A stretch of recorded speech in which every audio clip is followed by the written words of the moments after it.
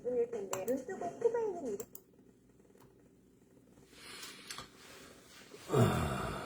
10월 9일 주일 예배를 시작하도록 하겠습니다. 기도하겠습니다. 아버지 감사합니다. 성령님 임하여 주시옵소서. 오늘은 드디어 초막절이 시작되는 날입니다. 스코식이라 그러기도 하고 수장절이라고도 말합니다. 아버지 하나님, 이제 이 초막절이 말하듯이 이제 초막이 아니라 영원한 하나님 나라가 이 땅에 임하게 될 날이 가까워온 줄 믿습니다. 아버지, 우리가 영원한 하나님 나라에 들어갈 수 있도록 은혜 베풀어 주시고 또 이것을 준비하게 하신 아버지께 감사드리옵나이다. 우리가 예수 그리스도를 믿는다는 것은 예수 그리스도의 안에 있는 그 모든 것들이 우리 절기를 통해서 하나님께서 표현하여 주시옵시고 나타내었습니다. 우리가 이 절기를 잘 이해해서 하나님의 오심을, 주 예수 그리스도의 오심을 기다릴 수 있는 은혜를 베풀어 주옵소서. 감사드렸고 예수 그리스도 이름으로 기도드리옵나이다. 아멘. 우리는 많은 시간을 방언 기도에 대해서 이렇게 다뤘습니다. 그 전에 기도의 종류에 있어 갖고 믿음의 기도, 찬양과 경배 기도, 합심 기도, 위탁 기도, 방언 기도. 자, 오늘은 중보 기도에 대해서 한번 알아보도록 하겠습니다. 중보 기도가 도대체 뭐냐? 중보 기도라는 것이, 중보라는 것이 성경을 한번 찾아봤습니다. 디모데전서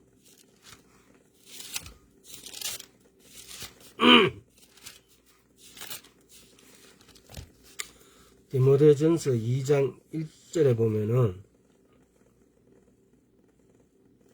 그러므로 내가 첫째로 권하노니 모든 사람을 위하여 간구와 기도와 도고와 감사를 하되. 다음에 2장 5절, 하나님은 한 분이시오 또 하나님과 사람 사이의 중보도 한 분이시니 곧 사람이신 그리스도 예수라. 그래서 우리가 중보에 대해서 그리고 1절에 나오는 도고, 간구와 기도와 도고, 이걸 우리가 지금까지 보면은 이 중보와 도고를 거의 똑같은 식으로 이렇게 해석해 왔습니다. 그런데 엄밀하게 오늘 한번 이렇게 구분해 보면서 그래서 중보와 도고는 우리가 도고 기도를 중보 기도로 이렇게 해석을 해 왔습니다만은, 성경을 이렇게 보면은 중보는 지금 여기 보면 5절에 하나님은 한 분이시오 또 하나님과 사람 사이의 중보도 한 분이시고 곧 사람이신 그리스도 예수라. 이게 중보자는 한 분이라는 거죠. 이런 부분들을 우리는 너무 사실은, 그러면은 그래서 과거에는 중보 기도를 예수님이 아닌데 왜 사람이 중보 기도를 하느냐? 그래서 사람은 중보 기도를 할 수 없다라는 교파. 또 뭔 소리 하느냐? 성경에 보면은 많은 사람들이 중보 기도를 했는데 왜 사람이 중보 기도를 못 하느냐? 다니엘도 했고 아브라함도 했고 느헤미야도 했고 바울도 했고 베드로도 했고 다 했는데 왜 사람이 중보 기도를 못 하느냐? 이런 부분을 가지고 사실은 설왕설래하고 다투기도 하고 여러 가지를 해왔습니다. 그런데 하나님의 말씀은 너무 선명해요. 근데 이것을 우리가 사람들이 명확하게 구분하지 않음으로 인해 가지고 다소 오해를 일으키기도 하고 또 말씀을 전하는 사람들이 여기에 대해서 은밀하게 구분하지 않고 이렇게 전함으로 또 그 말씀을 받는 사람들이 이것의 진짜 실제 정확한 어떤 의미, 정확한 어떤 표현, 이런 것들이 잘 못 전달되어지고 또 잘 못 알아지고 이런 과정을 이렇게 해왔는 겁니다. 그런데 엄밀히 말하면은 이게 중보라는 이 말은 헬라어로 메스테시, 도고는 뭐냐? 엔투크세이스. 뭐 이걸 외워야 될 필요는 없습니다. 저도 못 외워요. 그냥 이렇게 기록해 놨습니다. 그런데 중보는 뭐냐 하면은 하나님께서 우리를 위해서 이렇게 하신 것이고, 도고는 뭐냐? 도고 엔투크세이스의 뜻은 뭐냐라면요, 타인을 위한 기도, 하나님께 담대히 전하는 사람에는 나아갈 수 있는 자유로 친밀한 기도, 하나님께 담대히 나아갈 수 있는 자유롭게 하는 그런 친밀한 기도, 타인을 사랑해서 다른 사람을 대신해서 위로해주고 뭐 여러 가지를 이렇게 주님께 간구하고 기도하는 걸 말합니다. 그래서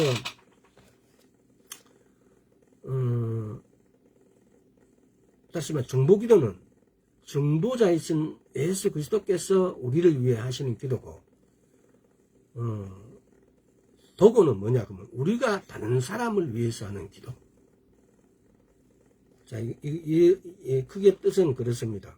그래서 우리가 보면은 성경에 나오는 여러 가지 말들을 우리가 잘못 해석을 해서 제가 조금 전에 말씀드렸듯이, 그래서 이게 잘못 전파되어서 명확하고 정확한 어떤 이 뜻을 잘 못 헤아릴 수도 있습니다. 그래서 오늘은 중보와 도고에 대해서 정확한 뜻, 의미를 먼저 구분하고, 그래서 제가 말씀드렸듯이 중보는 중보자이신 예수 그리스도께서 하는 기도시고, 도고는 우리가 다른 사람을 위해서 하는 기도예요. 근데 오늘날 우리는 이 도고를 중보라고 이렇게 이야기를 해버려요. 그래서 도고나 중보나 똑같은 의미로 저도 지금까지는 그렇게 설명을 해왔습니다. 그러나 엄밀히 말하면은 도고는 도고고 중보는 중보입니다. 도고는 우리가 하는 기고, 중보는 예수 그리스도께서 아버지께 우리를 위해서 하는 기도죠. 그래서 우리는 이걸 조금 명확하게 구분할 필요가 있다는 겁니다. 에스겔서 한번 볼까요? 에스겔서 22장. 이제 이게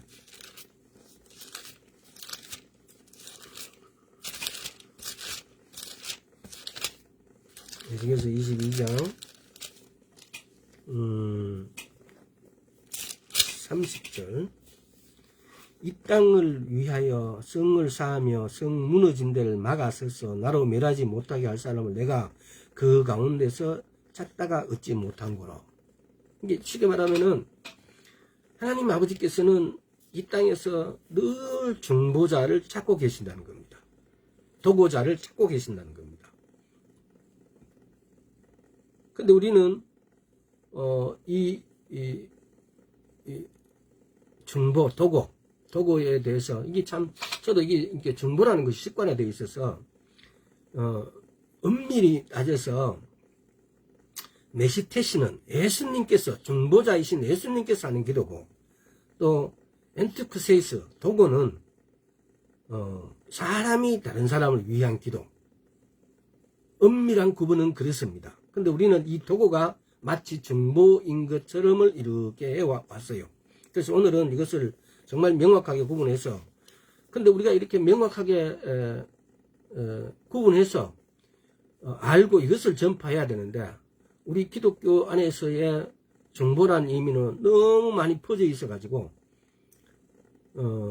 도고가 마치 중보인 것처럼 이렇게 퍼져 있어 가지고 우리가 도고라고 하면은 사람들도 또 도고가 바로 중보다라고 이렇게 받아들여 버리고, 또 어떤 사람들은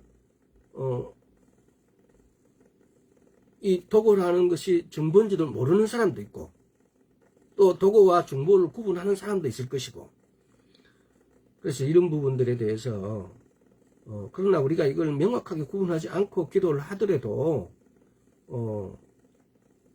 명확하는 게 더 좋지만은 하더라도 그러나 그 의미와 뜻은 분명히 알고 있어야 된다는 겁니다. 그래서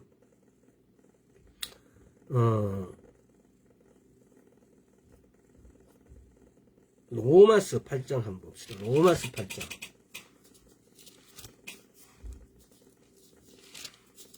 로마서 베드로와 바울 한번 봅시다. 로마서 8장에 34절에 누가 정자려 죽으실 뿐 아니라 다시 살아나신 이는 예수 그리스도시니 그는 하나님 우편에 계신 자여 우리로 하여 간구하신 자신이라. 이 지금 아마 이건 베드로가 말한 것 같아요. 그런데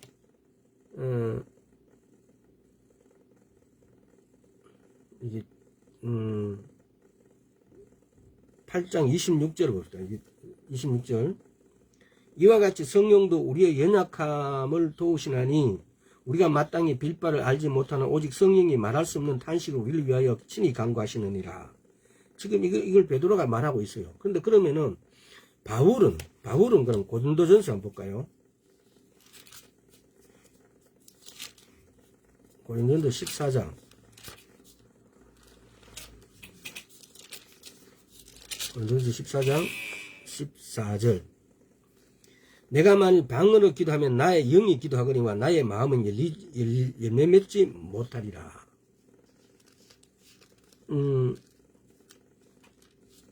지금 내가 방언으로 기도한다는 것은 우리가 흔히들 말하는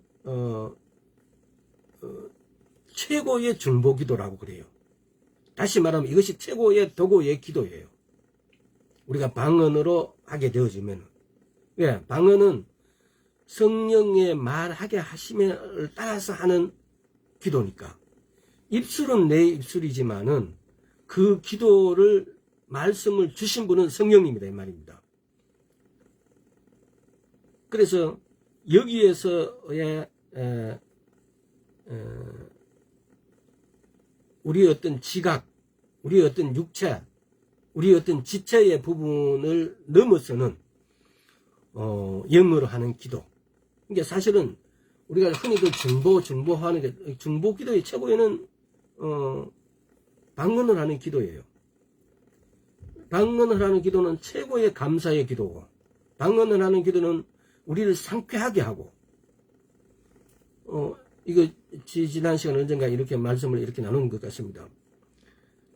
방언으로 하는 기도만큼 하나님과 가까이 가는 기도, 가까이 하는 기도, 하나님께서 들으시기에 우리가 하는 우리 생각을 하는 기도는 연락되지 못하는 기도가 많이 있을 것입니다. 그러나 방언으로 하는 기도는 연락되지 않는 기도가 없다는 겁니다. 그래서 바울과 베드로도 엄밀히 말해서 도구와 중보 기도에 대해서 이렇게 말하였습니다. 다시 말하면은 중보 기도 영어로 보면은 미디어톨스라 그럽니까? mediator player, mediator player. 그러니까 이게 중보 기도를 말하고, 도구 기도는 뭡니까? 우리가 이게 흔히들 중보로 말하는 인터세션이라는 게 뭡니까?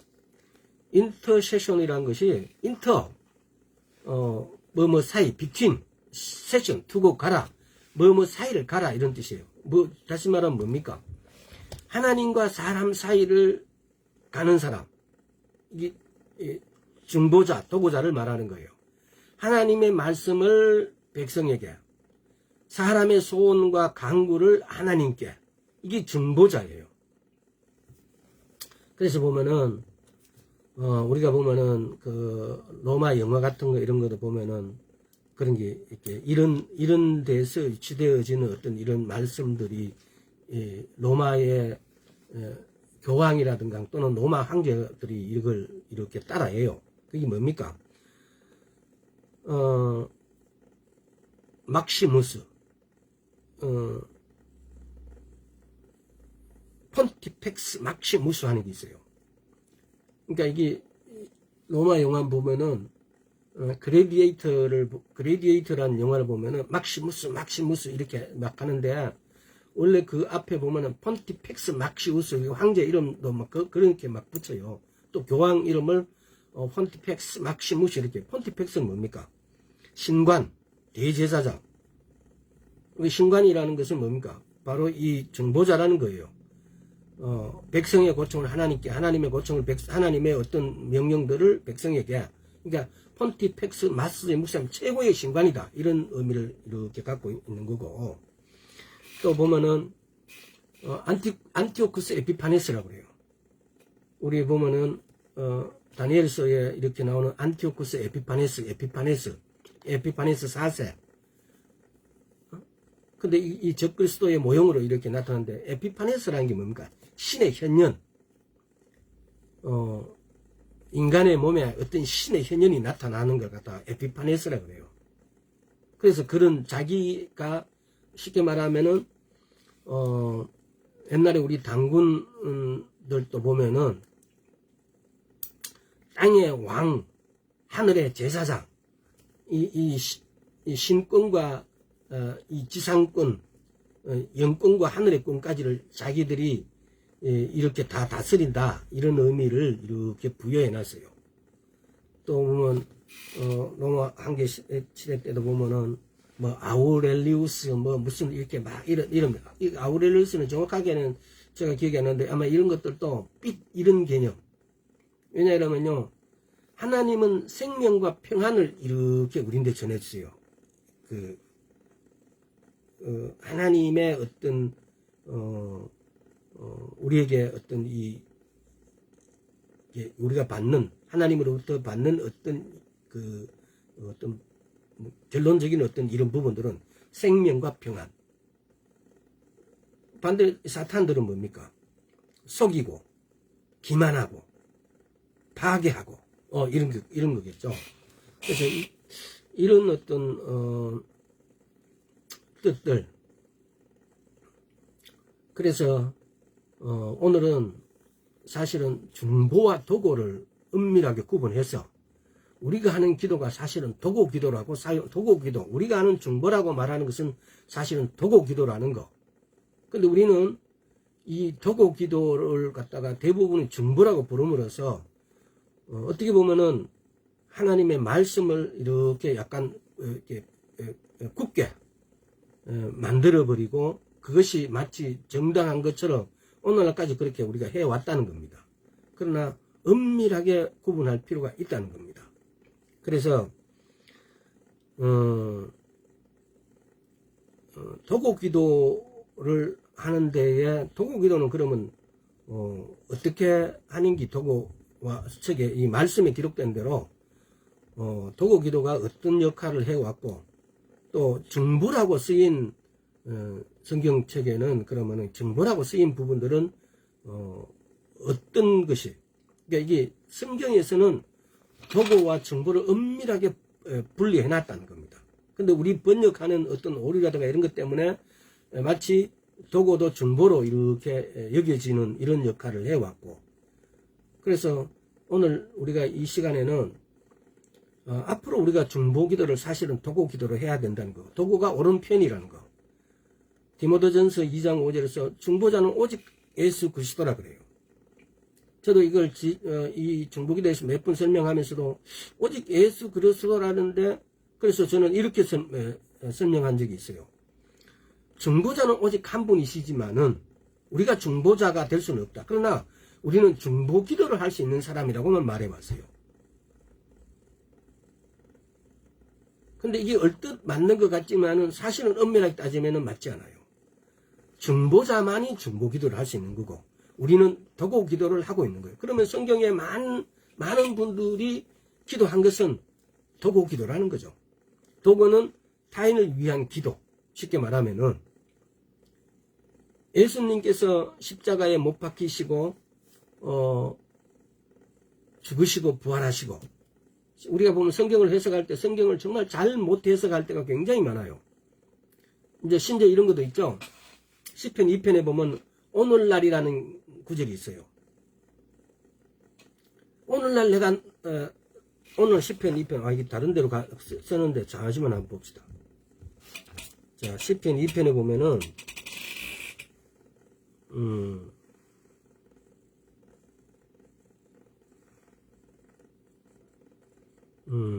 자, 7절에 내가 영을 전하노라 여호와께서 내게 이르시다 너는 내 아들이야 오늘날 내가 너를 낳았도다.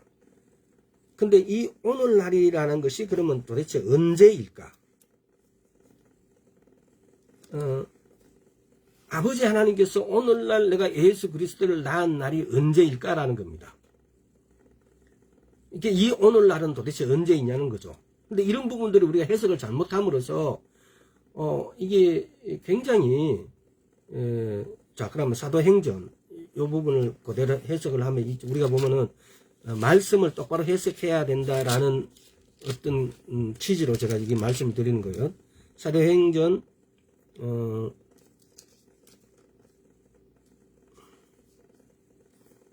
13장 33절 곧 하나님이 예수를 일으키사 우리 자녀들에게 이 약속을 이루게 하셨다 함이라. 시편 2편에 기록된 바 같이 너는 내 아들이라 오늘날 너를 낳았다고 하셨고, 이게 지금 여기에 모든 문제 해결이 다 들어가 있어요. 예수님을 일으키시는, 예수를 일으키시고 난 다음에 오늘날이에요. 그럼 예수님이 언제 일어나셨죠? 예수님이 오실 때는 에베소서나 빌립보서 볼 것 같으면은 아무 능력이 없이 사람의 몸으로 이렇게 입고 오셨어요. 원래 하늘에 계실 때 하나님, 예수님은 하나님이세요. 근데 그분이 이 땅에 오실 때는 사람의 육체의 몸을 입고 오셨어요. 그리고 모든 능력, 권세 이런 것이 쉽게 말하면 없는 상태로 오셨다고요. 그래서 그분이 십자가에 못 박히고 죽으시고 부활하신 것을 여기서 일으키시고라고 이런 표현이에요. 이때 이날에 오늘날이라는 말은 바로 이날에 부활하신 날이에요. 이때를 오늘날이에요. 히브리서도 한번 볼까요?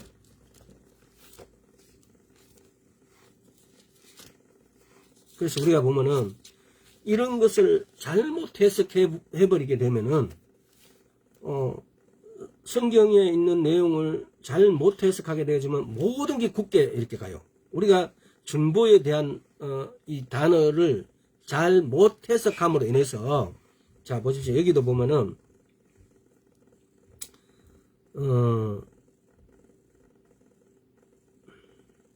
1절부터 5절까지 한번 읽어봐요. 옛적의 선지자들로 여러 부분과 여러 모양으로 우리 조상들에게 말씀하신 하나님이 이 모든 날 마지막에 아들로 우리에게 말씀하셨으니 이는 이 아들을 만유의 후사로 세우시고 또 저로 말미암아 모든 세계를 지으셨느니라. 이는 하나님의 영광의 광채시요 그 본체의 형상이시라.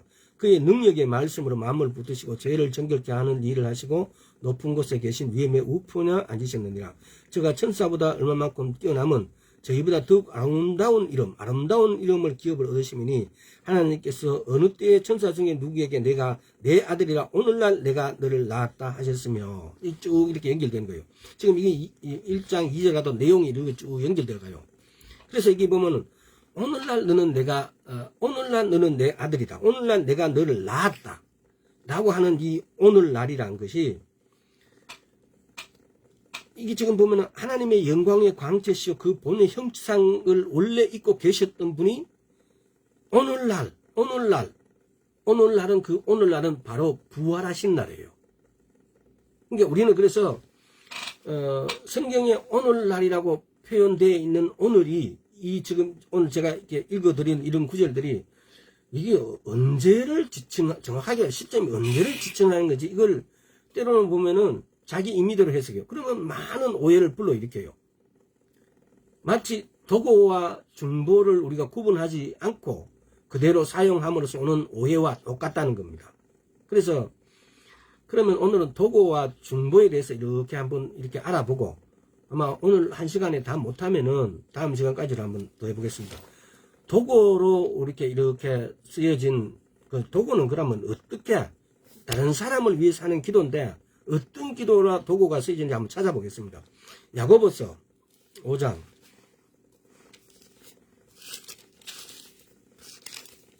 야고보서 5장 14절에서 16절 너희 중에 병든 자가 있느냐 저는 교회 장로들을 청할 것이요 그들은 주의 이름으로 기름을 바르며 위하여 기도할지니라.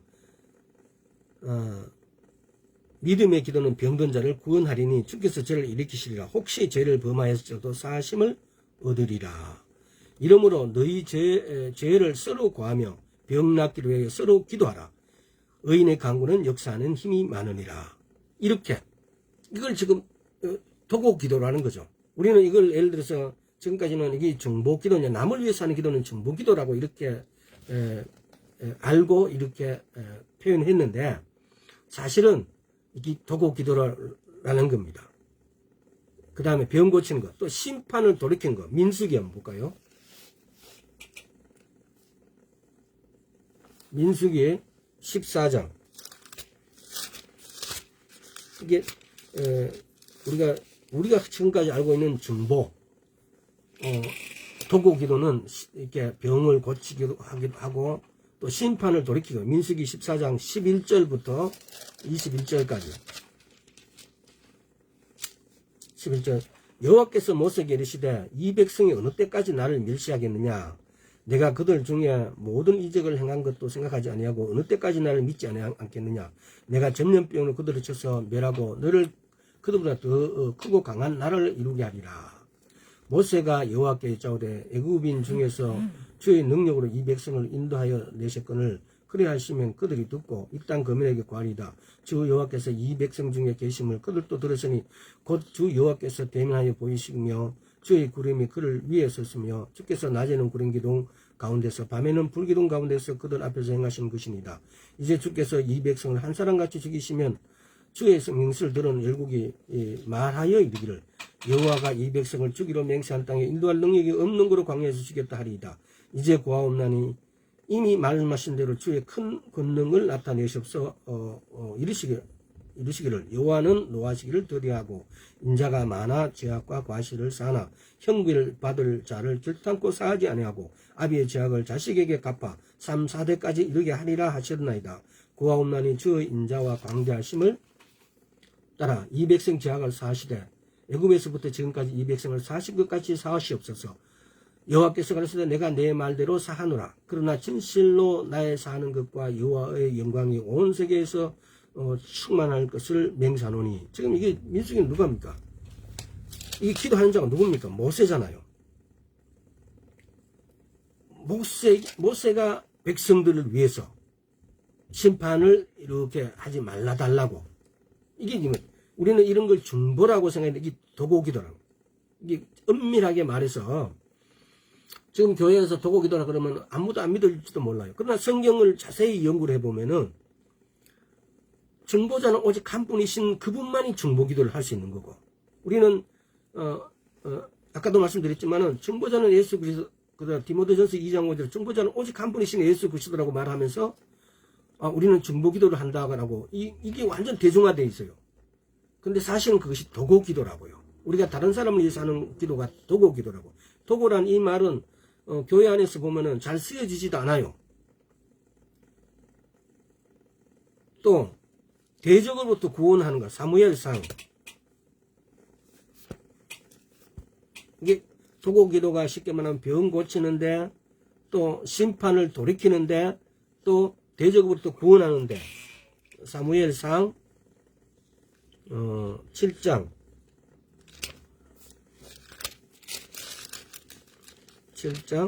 5절에서 9절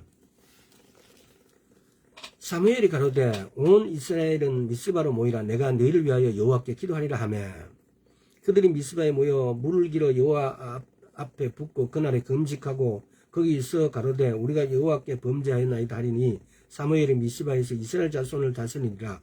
이스라엘 자손이 미스바에 모였다 함을 블레셋 사람이 듣고 그 방백들이 이스라엘을 치러 온지라 이스라엘 자손이 듣고 블레셋 사람을 두려워하여 사무엘에게 이르되 당신은 우리를 위하여 우리 하나님 여호와께 쉬지 말고 부르짖어 우리를 블레셋 사람의 손에서 구원하시게 하소서.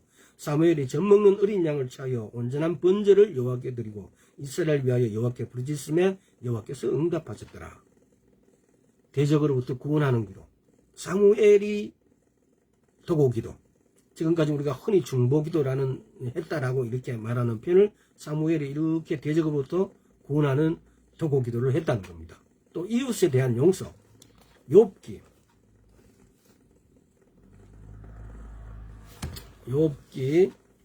42장 욥기 42장 8절에서 10절. 그런즉 너희는 수송아지 7과 수양 7을 취하여 내 종 욥에게 가서 너희를 위하여 번제를 드리라. 내 종 욥이 너희를 위하여 기도할 것인즉 내가 그를 기쁘게 받으리니 너희의 우매한 대로 너희에게 갚지 아니하리라. 이는 너희가 나를 가리켜 말한 것이 내 종 욥의 말같이 정당하지 못함이니라. 이에 대만 사람 엘리바스와 수아 사람 빌닷과 나마 사람 소발이 가서 여호와께서 자기들에게 명하신 대로 행하니라. 여호와께서 욥을 기쁘게 받으셨더라. 욥이 그 벗들을 위하여 빌매 여호와께서 욥의 공경을 돌이키시고 욥에게 그전 소유보다 갑절이나 주신지라. 이렇게 이웃에 대한 용서를 욥이 하나님께서 욥에게 네가 대신 기도하라. 네가 도고 기도를 하라 이 말이에요. 사실은 우리는 이걸 계속 거듭해서 말하지만은 중보와 도고를 도고에 대해서 전혀 그냥 도고가 중보다라고만 이렇게 말해 왔는데 저도 그렇게 해왔어요. 근데 그것이 사실은 그렇지 않다는 거. 그러니까 우리가 보면 성경 말씀을 보다가 때로는 어거지로 이게 그거다 이렇게 할 때가 많아요. 설교자들이. 그러나 엄밀하게 구분해서 중보가 아니고 도고기도였다는 거. 이웃에 대한 용서를 이렇게 욥의 세 친구를 위해서 이렇게 하나님께 도구하는 거예요. 지금까지 우리 표현을 하면 중보를 하는 거죠. 그 다음에 회개 촉구 로마서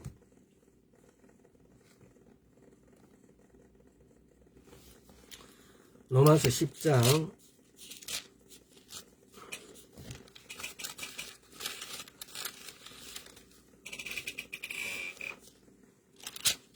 10장 1절에서 4절. 형제들아 내 마음에 원하는 바와 하나님께 구하는 바는 이스라엘 위함이니 곧 저희로 구원을 얻게 함이라. 내가 증거하노니 저희가 하나님께 열심히 있으나 지식을 쫓은 것이 아니라 하나님의 의를 모르고 자기의 의를 세우려고 힘써 하나님의 의를 복종치 아니하였느니라. 그리스도는 모든 믿는 자에게 의를 이루기 위하여 율법의 마침이 되시느니라.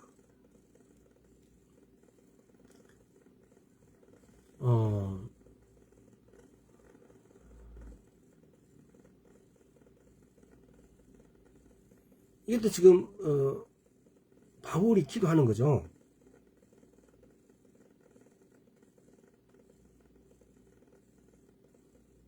백성들을 회개 촉구의 기도를 지금 우리가 여기서도 보면은 뭔가 이게 방금 뭐 다른 구절이 스쳐갖고 좀 이렇게 생각을 했습니다. 고린도 후서 5장을 한번 볼까요? 고린도 후서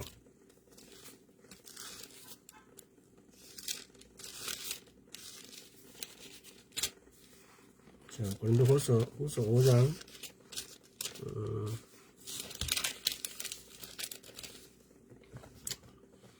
우리가 17절에 보면은 우리가 새로운 피조물이래요.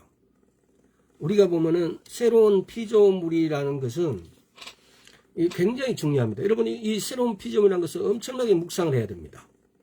왜 그러냐면요. 우리의 죽음은 우리가 성경에서 보면 죽음이라는 이런 게 세 가지의 의미가 있어요.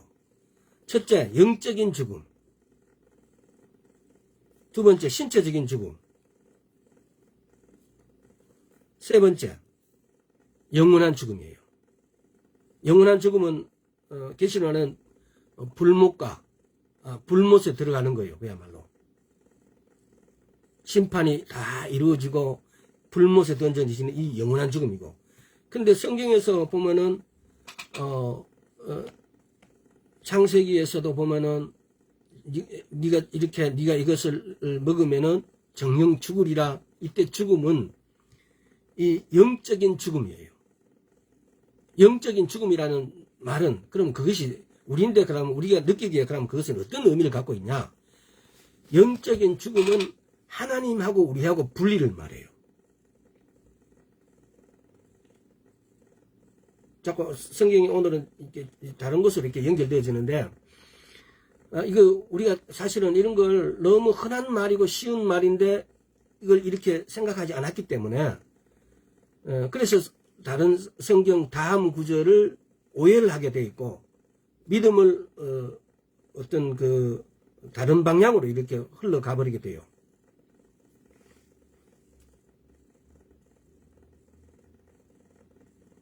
그래서 영적인 죽음이라는 것은 하나님하고의 분리, 하나님하고 분리라는 것은 하나님에게서 떠난 거예요. 그래서 우리가 회개 기도를 하면서 다시 하나님께 접붙임을 받게 되어지는 거죠. 그래서 여기서 보면은, 그러면 우리가 과거에 예수 그리스도를 믿지 않을 때는 하나님과 이렇게 분리된 상태, 영적인 죽어 있는 상태예요. 그런데 우리가 새로운 피조물이 되는 순간, 되는 거, 하나님으로부터 어렵다라고 인정을 받는 거, 조금 전에 우리가 어려움에 대해서 이렇게 나왔기 때문에 이쪽으로 연결시키는 거예요. 어렵다는 것은 내가 새로운 피조물이 되었다는 거예요.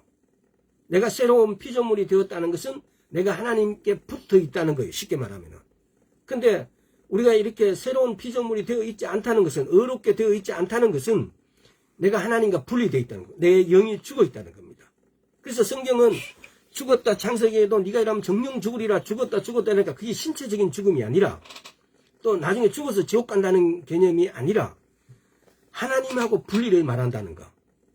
네가 이렇게 이러면 정령 죽으리라라는 것은 물론 그 안에는 영원히 지옥 가는 말도 포함될 수 있습니다. 그러나 우선적으로 우리가 이 성경에서 죽었다라는 표현이, 죽음이라는 이 표현이 하나님과 분리되었다는 이 죽음을 성경에서 봐야 됩니다. 성경에서 죽었다는 표현들이 여러 군데가 이렇게 많이 쓰여져 있는데, 이 죽음이 신체적인 죽음이 아니라는 사실, 때로는 영적으로 죽었다라는 사실은 하나님과의 분리를 의미한다는 이 사실만 가지고 있으면 성경이 그 다음 구절에 오해가 없이 풀려져요. 근데 그렇지 않고 성경은 이게 죽었다 그랬는데 왜 또 살아있고, 이거 그럼 하나님 죽는다 그랬는데 네가 이렇게 하면 정령 죽으라 했는데 왜 안 죽고 살아갖고, 아담이 오래 살았잖아요. 969자를 살았습니까? 그렇게 살았잖아요. 그러면은 왜 그렇게 오래 사느냐? 그때 다 먹는 순간 죽어야지. 그게 아니고 하나님으로부터의 분리입니다. 그래서 이 성경에 나오는 죽음을 이 세 가지가 있다는 사실을 염두에 두고, 그래서 그걸 제대로 이렇게 해석한다면은, 그걸 이렇게 올바르게 해석한다면은 성경이 헷갈릴 이유가 없다는 겁니다. 여기서 지금 보면은 21절에 한번 보세요.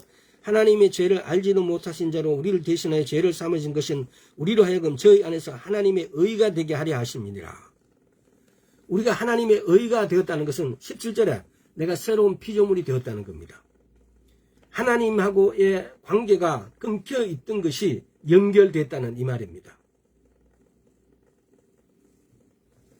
그래서 죽음에 대해서도 올바르게 좀 해석할 수 있고, 또 그 다음에 지금 우리가 도고 기도에 대해서 이렇게 우리가 흔히들 말하는 중보, 그것이 중보가 아니고 도고였다는 거. 앞으로 우리도 또 그렇겠죠. 우리도 교회 가면은 많은 사람들이 만나면 중보기도 이렇게 하니까 또 우리도 중보기도 이렇게 말하게 되어 있습니다. 그러나 우리는 엄밀하게 구분하십시오.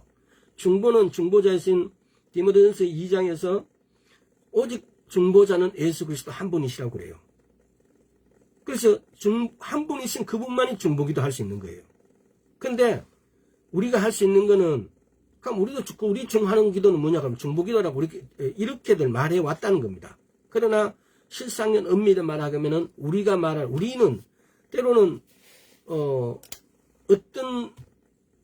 어떤 말을 하는 데 있어 가지고 그 단어 용어가 없으면은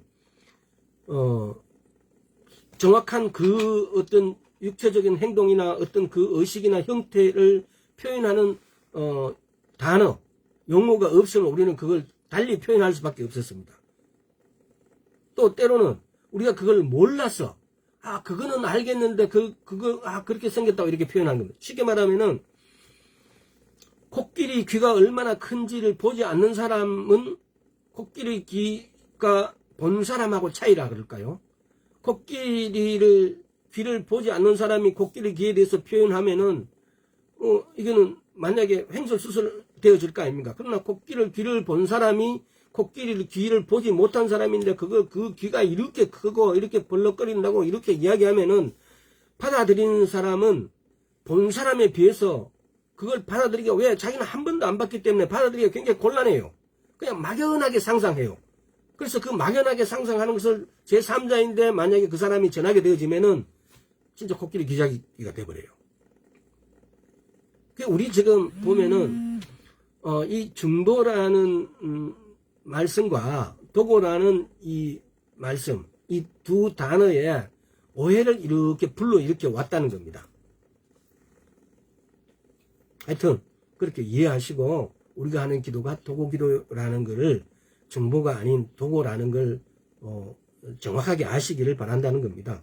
그러면 성경에서 중보라는 것이 한 7개 나오는데 이것은 다 읽어보시고 여러분 어떻게 이 중보가 쓰여졌고 중보는 예수님과 반드시 연결되어진다는 겁니다.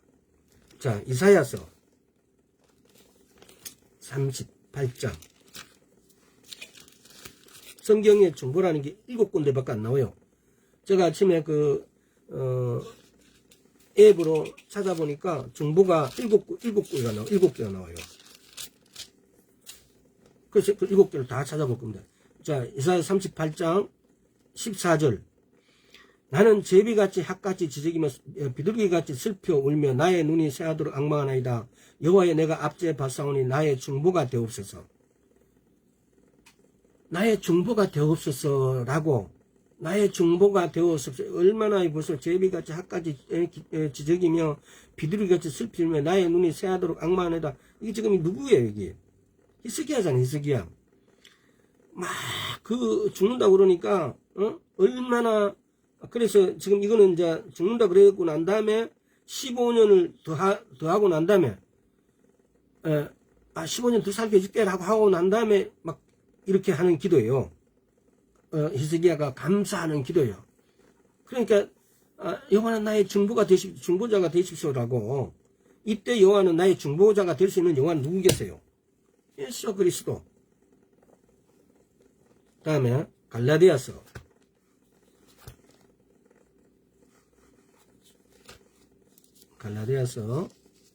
3장 19절. 그런즉 율법이 무엇이냐? 범법으로 인하여 더한 것이라. 천사들로 말미암은 중보의 손을 비롯 베푸신 것인데 약속하신 자손 오기까지라. 지금 이게 보면은요, 갈라디아서 3장 19절. 그런지 율법은 무엇이며 법법함에 인하여 더한 것이라. 천사들로 말미암아 중보의 손을 빌어 중보의 손, 천사들로 말미암아 중보의 손을 빌어 베푸신 것인데 약속하신 자손이 오시기까지 있을 것이라.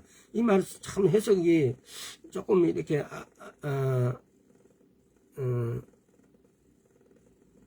조금 그래요. 그런데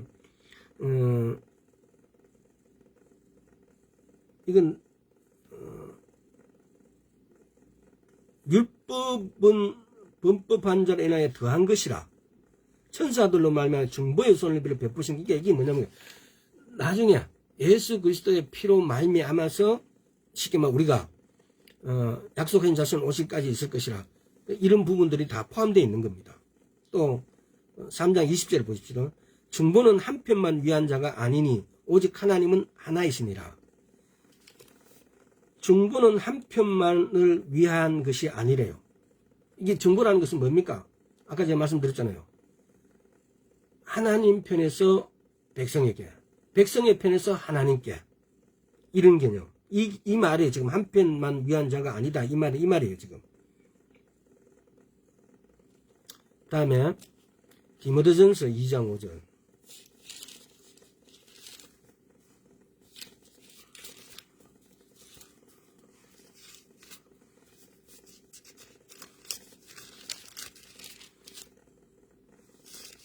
자, 디모데전서 2장 5절.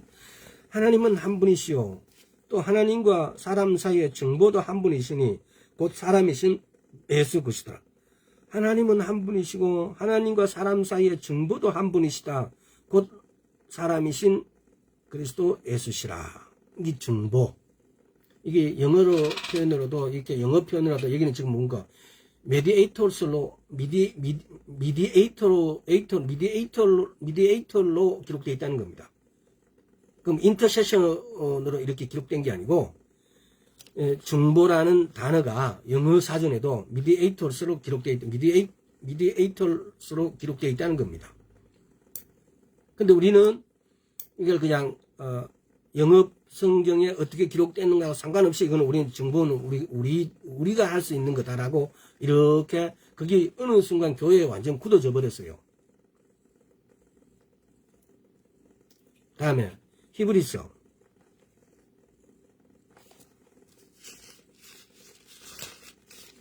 8장 6절. 그러나 이제 그가 더 아름다운 직분을 얻었으니 이는 더 좋은 약속으로 세우신 더 좋은 언약의 정보시라. 더 좋은 언약의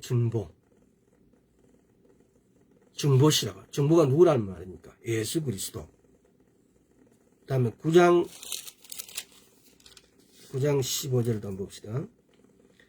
이로 인하여 그는 새 언약의 정보니 이는 첫 언약 때의 범한 죄를 속하려고 죽으사 부르심을 입은 자로 하여금 영원한 기업의 약속을 얻게 하려 하십니다. 새 언약의 정보시래요. 누가요? 그는. 여기서 그는 누구예요? 예수 그리스도. 또 12장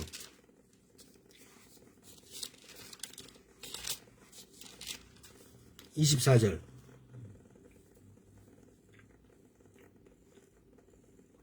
새 언약의 중보이신 예수와 및 아벨의 피보다 더 낫게 말하는 뿌림핀이라. 엄밀하게 중보자는 누구라고요? 예수 그리스도시라고. 성경은 이렇게 명확하게 못 받고 있습니다. 근데 우리는 이런 것들을 우리 임의로 해석해서 이렇게 내려온 거예요. 우리가 이런 부분에서 보면은 이스라엘을 보면 알잖아요. 오랜 역사를 가지고 이렇게 오면서 랍비들이 그야말로 말씀을 자기 마음대로 막 이렇게 전해서 랍비의 전통 이런 것들도 다 성경이나 동일하게 취급해버리는. 그래서 오늘날 이스라엘에서 그렇게 내려온 것들이 하나님의 말씀을 쉽게 말하면 굳게 해버리고 그래서 예수 그리스도를 인정하지 못하게 되어지고 이런 결과를 초래하게 되어진 겁니다.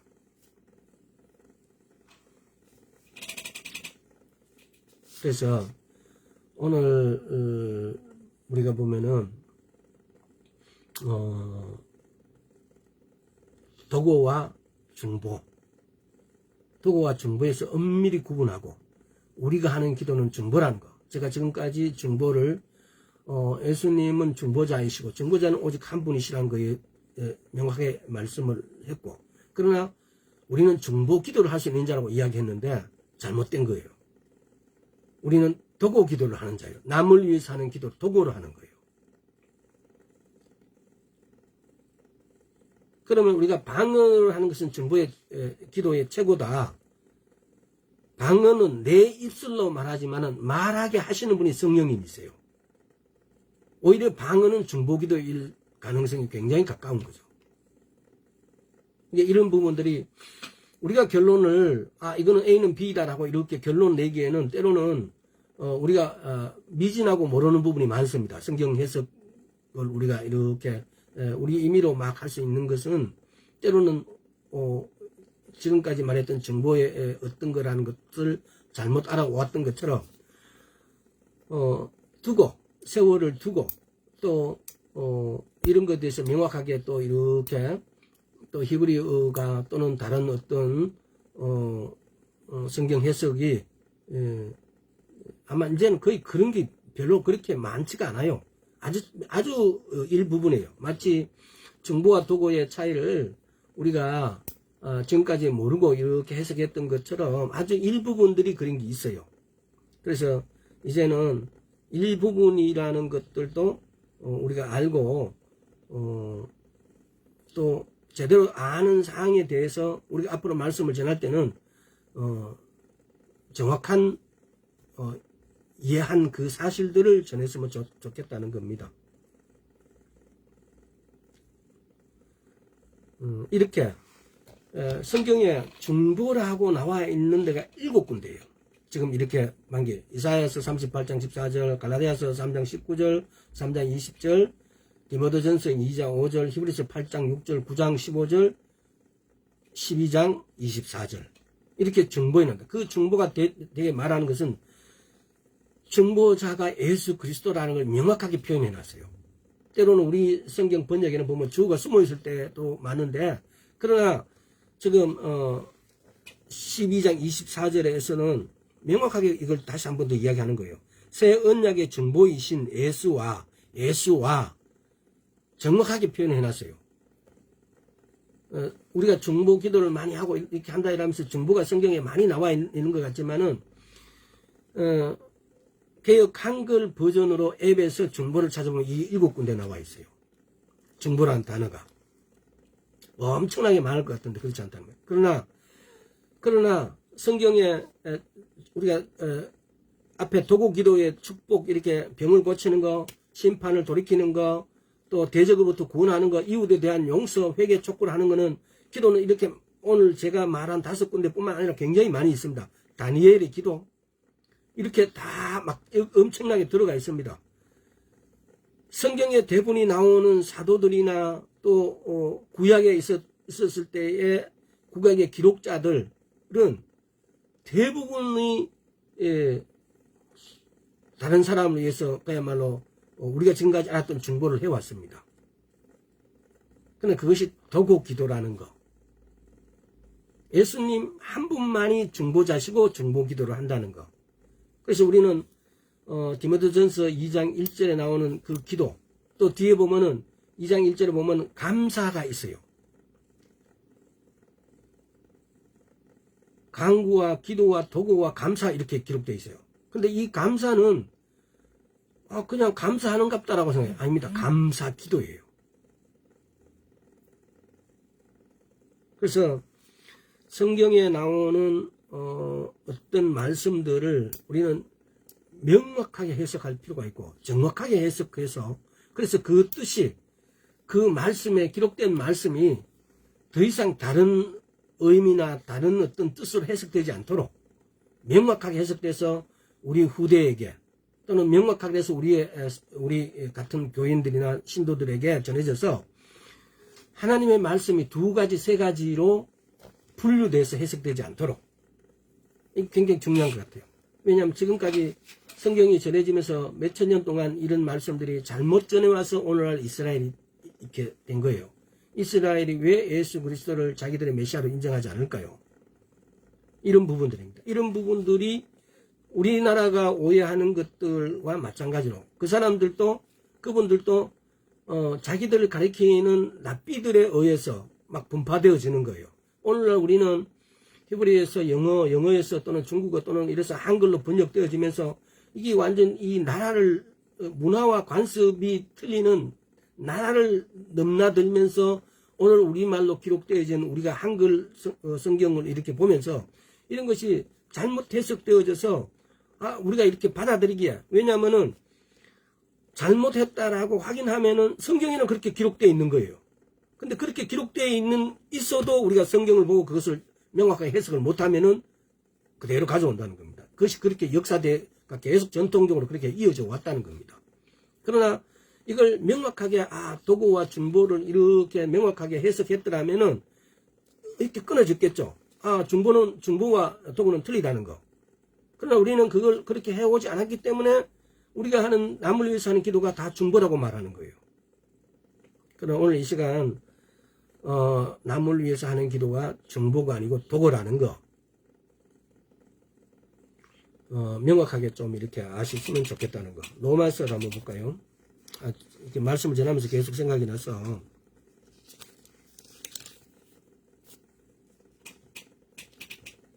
여기 보면 8장 26절에 이와 같이 성령도 우리 연약함을 도우시나니, 이 구절은 많이 설명을 했음에도 불구하고 또 보면은 우리가 마땅히 빌 바를 알지 못하나 오직 성령이 말할 수 없는 탄식으로 우리를 위하여 친히 간구하시나. 지금 이게 뭐 성령이 말할 수 없는 탄식으로 우리를 위해 친히 간구하는 기도가 무엇이겠어요? 방언 기도. 아까 얘기했지만은 방언 기도는 우리의 도구 기도의 최고의 중요한 부분이에요. 과거에는 제가 방언 기도가 중보 기도의 가장 중요한 부분이고 라고 말씀드렸잖아요. 여기서 보면은 이와 같이 성령도 우리를 연약함을 도우시나니, 이때 돕다라는 이 말이 헬라어로는 어떤 의미를 갖고 있냐면요,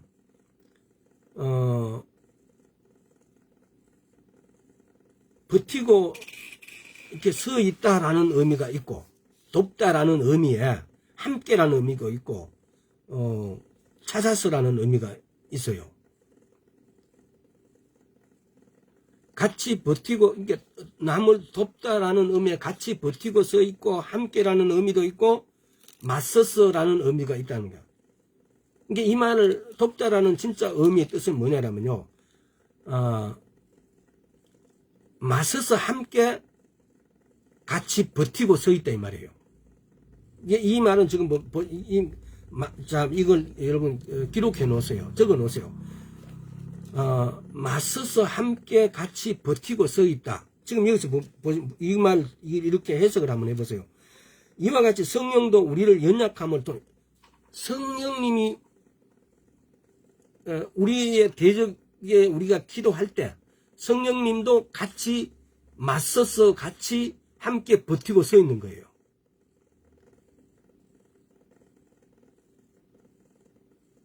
이 성령님이 우리를 위해서 중보하고 계시는 거죠. 쉽게 말하면은.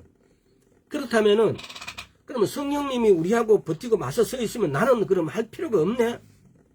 그게 아니고, 내가 맞섰을 때 성령님이 맞서 주신다는 겁니다. 이게 굉장히 중요한 부분이에요. 내가 맞서지 않으면, 내가 맞서서 함께 버티고 서 있지 않으면, 쉽게 말하면, 내가 기도하지 않으면 성령님께서 기도할 수가 없다는 겁니다. 내가 기도할 때, 우리가 중보를 할 때, 중보의 주체는 사실은 성령님이라는 거예요. 우리가 도고에 할 때 도고의 주체는 성령님이시라는 겁니다. 그 기도자의 주체는 내가 기도하는 것 같지만은 성령님이 하신다는 겁니다. 이거 굉장히 중요한 거예요. 이게 이와 같이 성령도 우리 연약함을 도우시나니, 이 돕다라는 도우시나니의 이 헬라의 원뜻은 이렇게, 이런 뜻을 갖고 있다는 겁니다. 그래서 우리가 중보 기도를 하게 될 때 성령님도 우리의 대적과 같이 맞서서 버티고 서 계신다는 겁니다. 이게 지금 이렇게 쉽게 여러분들 턱 오시길 간구합니다. 축복합니다. 왜냐하면요, 제가 전하는 어떤 이 말에도 제가 느꼈던 만큼, 제가 은혜 받은 만큼, 또는 여러분들이 더 받기를 소원하지만은 여러분들이 내가 느끼는 어떤 것에 아주 작은 부분만이 받을 수도 있습니다. 내가 느꼈던 것을 내 말 표현이 서툴러서 여러분에게 100% 전달되지 않아서 그럴 수가 있다는 겁니다. 그렇다고 해서 내한테 책임을 전가할 수는 없잖아요. 근데 그 은혜가 여러분에게 흘러가서 여러분이 내가 말하는 것 이상으로 성령님께서 도와주셔서 여러분을 이해시키기를 축복한다는 것입니다. 이 부분에 있어가지고, 여러분, 마땅히 빌 바를, 이것도 접대도 전했던 것 같은데, 마땅히 빌 바를 알지 못하나 오직 성령이 말할 수 없는 탄식으로, 성령이 말할 수 없는 탄식. 이 말할 수 없는 탄식, 우리는 방언이라고 이렇게 표현하기도 하고 막 그런데, 사실은 방언보다 더한 어떤 탄식들이 또 있어요. 이게 탄식이 영적인, 어떻게 보면 전투죠, 전투. 영적으로 막 우리가 보면 어떤 데 기도하다 보면 나도 모르게 이 탄식이 흘러나올 때가 있어요. 근데 이 탄식이 흘러나오고 기도하다 보면 나중에는 이게 그냥 상쾌함을 느낄 때가 있어요. 그럼 해결됐다는 거예요.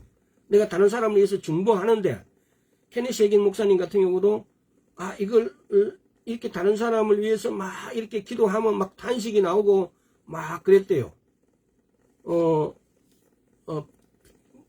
무슨 피니 목사님입니까? 피니 목사님 같은 경우는 아마 그 지구상에 아직까지 피니 목사님, 찰스 피니가 무슨 피니 목사님보다도 많은 전도한 사람이 없대요. 또 그렇게 병고침을 이렇게 한 사람이 잘 없대요. 근데 그분을 도와주는 어떤, 뭐, 우리 뭐 집사님 같은 거. 근데 그분은 어떤 장소에 10일 뒤에 어떤 집회 갔을 것 같으면 그분은 먼저 가서 기도하고 계세요. 근데 그분은 그렇게 먼저 가서 기도하면서 막 탄식이 이렇게 나온대요. 우리가 그냥 말할 수 없는 탄식이 꼭 방언만 아니라 우린데도 말할 수 없는, 어떻게 뭐라고 말할 수 없는 탄식이 흘러갈 때 그게 사단과의 전투예요, 전투. 근데 그 탄식이 이렇게 나옴으로 인해서 그 기도가 이렇게 기도하지 않는데 탄식이 잘 안 나와요. 방언기도 하다 보면 그도 모르게 막 탄식이 나오는데 이 탄식이 적을 부쉈다는 하여튼 그런 탄식. 말할 수 없는 탄식을 우리를 위하여 친히 간구하신대요.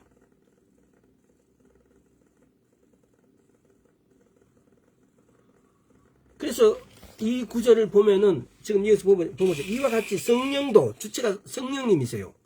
이 말할 수 없는 탄식으로 돕고 계시는 분이 누구란 말이에요. 이렇게 중보하고 계신, 우리가 기도할 때 우리 옆에 오셔가지고 맞서서 같이 버티고 서 계시는 분이 누구냐? 성령님이라는 겁니다. 우리는 우리가 기도하지만 성령님이 와서 이렇게 맞서서 우리와 같이. 그래서 중보 기도의 사실 주체는 성령님이시라는 겁니다. 성령님이 없는 중보 기도는 성립될 수 없습니다. 중보 기도는 내가 하는 것 같지만 성령님이 하시는 거라 이 말입니다. 여기 여러분도 이것도 굉장히 중요한 거니까 기억해 두셔야 됩니다. 중보 기도의 주체는 성령님이라는 사실. 그래서 이 성령님이 중보 기도로 또 제가 그래버리죠. 도고 기도. 그래서 이 도고 기도의 주체는 성령님이시라는 거. 그래서 오늘은 여기까지 하고 시간이 벌써 오버돼서 다음 시간에 1시간 더 중보 기도에 대해서 나눠보도록 하겠습니다. 오늘 여기까지 하도록 하겠습니다. 아버지 감사합니다. 지금까지 우리가 알고 있는 중보 기도. 중보자는 오직 한 분이신 예수 그리스도라고 말하면서 중보자는 한 분이시지만은 중보 기도는 우리가 할 수 있다라고 이렇게 전했습니다. 엄밀히 말씀을 분석하지 않고 우리 제 임의대로 이렇게 전했던 것을 용서하여 주옵시고 이제 중보 기도와 도고 기도를 엄밀하게 분석해서 우리가 할 수 있는 것은 도고 기도임을 우리로 알게 하여 주셨습니다. 감사드립니다. 앞으로 우리가 도고 기도를 더 할 수 있도록 주여 은혜 베풀어 주옵소서. 감사드렸고 예수 그리스도 이름으로 기도드리옵나이다. 아멘. 자, 오늘 여기까지 하겠습니다.